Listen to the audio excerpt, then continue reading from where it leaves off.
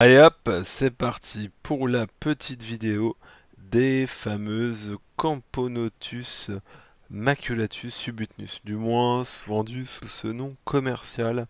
Comme je vous l'expliquais, moi j'ai un gros doute sur l'appellation de cette espèce. En tout cas, elles ont bien évolué puisque j'ai reçu il y a quelques mois, je crois il y a 3 mois, 4 mois maintenant, donc une Ginsal. Et donc ça a bien évolué. J'ai mes premiers majeurs. Je sais pas si on va bien les voir à l'écran, mais les premiers majeurs sont là. Et donc toujours gros couvain, toujours la caractéristique donc des nymphes nues, ce qui est quand même très curieux pour une Camponotus, on va pas se mentir. Et donc voilà, ça évolue bien, c'est une espèce toute sympa, toute mignonne. J'ai les premiers majeurs, donc là elle commence à sortir un peu plus. Et bah comme à mon habitude, je les ai passés en e-building. Ah, va des rétros, Satanas, tu utilises du plexiglas. Non, mais chez moi ça marche très bien, comme je vous l'avais expliqué. Donc voilà pourquoi j'aime bien utiliser ce genre de nid une fois que les fourmis ont fondé, bien sûr, comme d'habitude. Donc là, on peut voir en premier plan, vous avez une tête de major, donc j'ai mes premiers majors.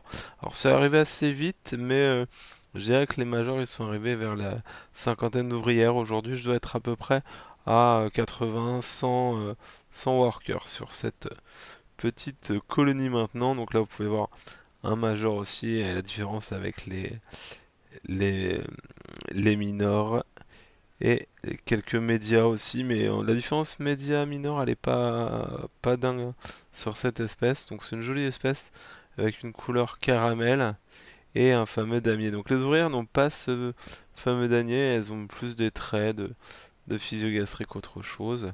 Et on peut voir que le couvain donc est bien conséquent puisque j'ai quasiment, si on regroupe tout le couvain, j'ai quasiment une salle entière de couvain. Voilà. Je vais dézoomer pour que vous puissiez voir, donc ça donne ça. Donc là c'est un building, un petit modèle, hein, ce qu'on appelle le modèle M, du moins ce qu'on peut trouver sur le site français, chez nous en vente. Et puis je vous montrerai l'heure de chasse, mais rien de spécial, hein. Donc un petit abreuvoir de chez Anto Provence, et puis voilà une petite gamelle, et puis on les nourrit.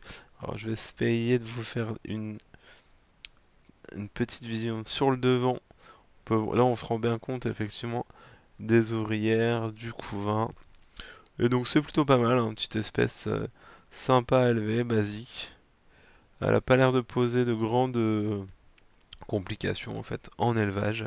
C'est pas une fourmi extra grande mais pas petite non plus. Donc ouais, c'est plutôt sympa. Pour le moment, elles font leur petite vie. Je sais pas, comme elles proviennent de Thaïlande, je sais pas si je vais leur faire une vraie diapause ou pas, mais je pense que ça va être plutôt une petite pause hivernale là à température ambiante. Donc à voir ce qu'elles vont donner. Pour le moment, je les garde. Elles sont toutes mignonnes, toutes jolies, donc je leur laisse faire leur petite vie. Alors ce qui est marrant, c'est que j'aurais cru qu'elles allaient s'installer au rez-de-chaussée, comme font souvent les espèces. Et non, elles se sont mis directement au deuxième étage. Mais savoir que sur ce nid-là, je fais l'erreur ou pas, on va voir si elle me le salope plus vite que les autres nids, c'est de ne pas boucher les compartiments. Vous voyez, habituellement, je mets des petites languettes et j'ouvre au fur et à mesure que la colonie grandit ou pas, quoi. Voilà. Voilà un petit peu pour cette petite espèce. Je voulais vous partager tout ça. Voilà. En tout cas, c'est vraiment une espèce toute mignonne. Donc, comme d'hab, un liquide sucré, insecte, ça mange facilement. C'est pas délicat du tout. Et moi, là, elles sont chauffées à 26, 27. Voilà. Et pour cette espèce, vous pouvez voir la reine dans le fond, mais avec tout le couvain, tous les horaires, c'est compliqué.